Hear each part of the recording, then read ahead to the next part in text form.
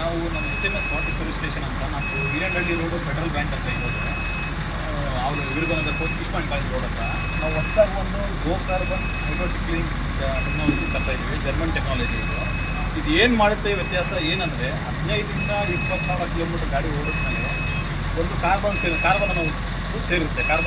ಆ ಕಾರ್ಬನ್ನ ಇದು ಬ್ಲಾಸ್ಟ್ ಮಾಡಿ ಆಚೆ ಕಲಿಸಿ ಇಂಜಿನ್ ಸ್ಮೋಕ್ ಕಮ್ಮಿ ಮಾಡುತ್ತೆ, ವೈಬ್ರೇಷನ್ ಕಮ್ಮಿ ಮಾಡುತ್ತೆ, ಮತ್ತು ಗಾಡಿ ಜೋರ್ಸಲ್ಲ, ಮತ್ತು ಸ್ಮೂತಾಗಿರುತ್ತೆ ಇಂಜಿನ್ನು, ಒಂಥರ ಪಿಕಪ್ ಇರ್ತದೆ, ಮೈಲೇಜ್ ಬರ್ತದೆ. ಅದಕ್ಕೋಸ್ಕರ ಈ ಲೇಟೆಸ್ಟ್ ಜರ್ಮನ್ ಟೆಕ್ನಾಲಜಿಯಿಂದ ಯೂಸ್ ಮಾಡಿದ್ದೀವಿ.